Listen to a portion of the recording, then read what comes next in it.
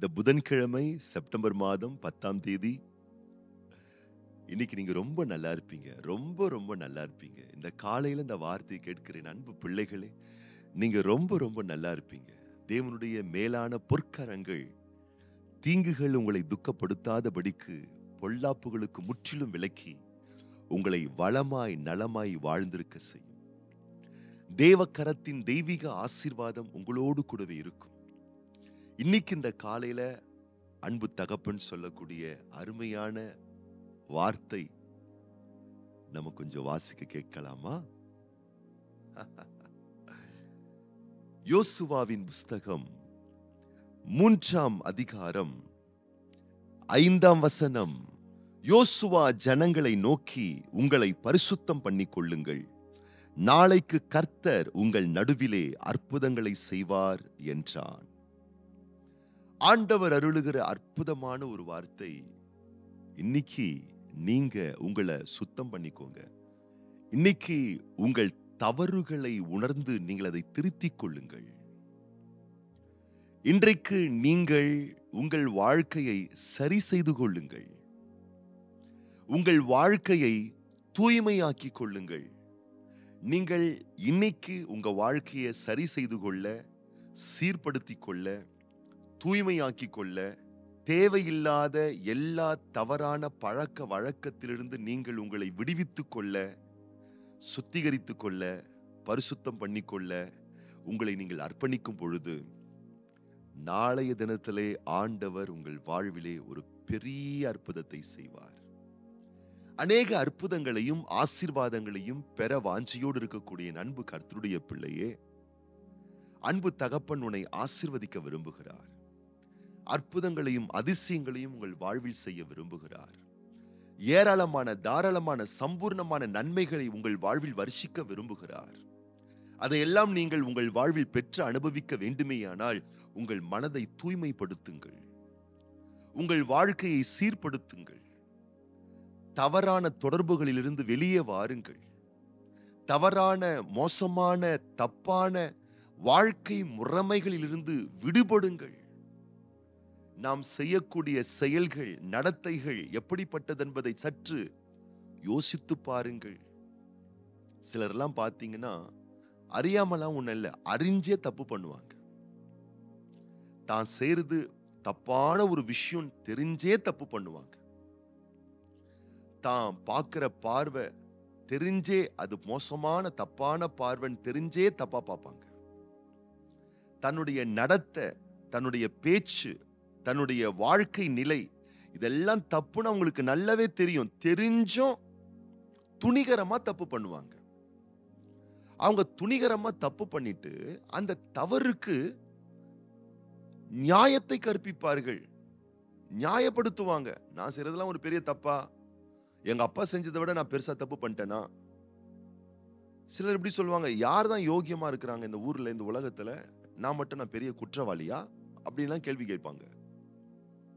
ஒருத்தர் சொன்னாராம், எங்க அம்மா முறுக்கு சுத்துனாங்க, எங்க அப்பா பீடி சுத்தினாரு, நான் இப்ப ஊர் சுத்துறேன் அப்படின்னு சொன்னாராம்.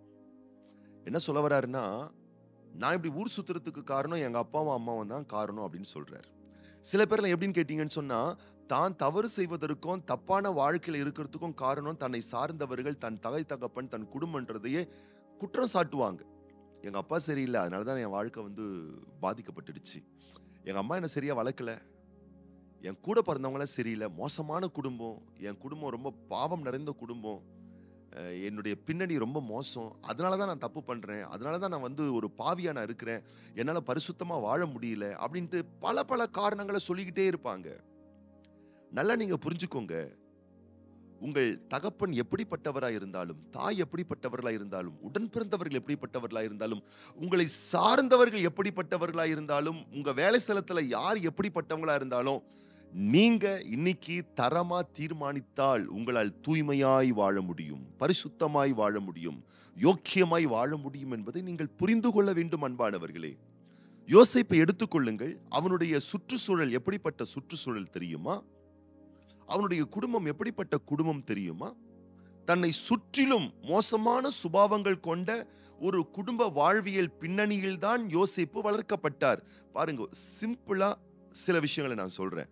யாக்கோபு ஒரே வீட்டில் 4 மனைவிகளோடு குடும்பம் நடத்தியவர். யாரு? யோசேப்பின் தகப்பன். யோசேப்பின் தாய் ராகேல் எடுத்துக்கொள்ளுங்க. அந்த அம்மாக்கு ஒரு திருடுற ஒரு பழக்கம் இருந்துச்சு. சுரூபங்கள், சிலைகள் எல்லாம் மறைச்சி திருடி வைத்துக் கொள்ளக்கூடிய ஒரு ஒரு ஒரு மோசமான ஒரு பழக்கம் அவங்களுக்குள்ள இருந்துச்சுன்னு பைபிள் சொல்லுது.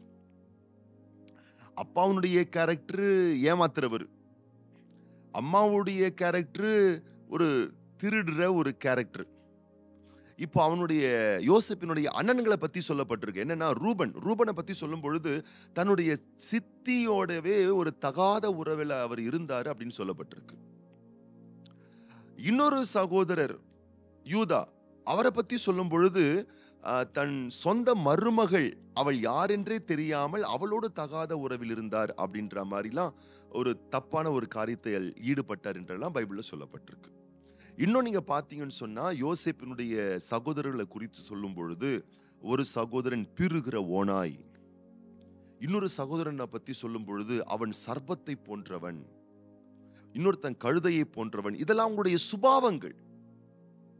தன்னுடைய சகோதரருடைய சுபாவங்கள் பீறக்கூடியவர்கள், பட்சிக்கக்கூடியவர்கள், சர்ப்பத்தை போன்றவர்கள், அப்படிப்பட்ட கேரக்டர், மோசமான குணங்கள்.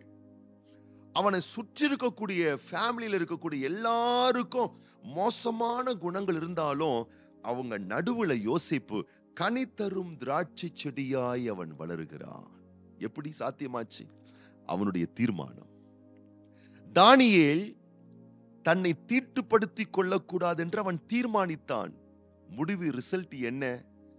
பெரிய அற்புதங்கள், ஆசீர்வாதங்கள், 10 நாள்ல பரிபூர்ணமான மாற்றங்கள்.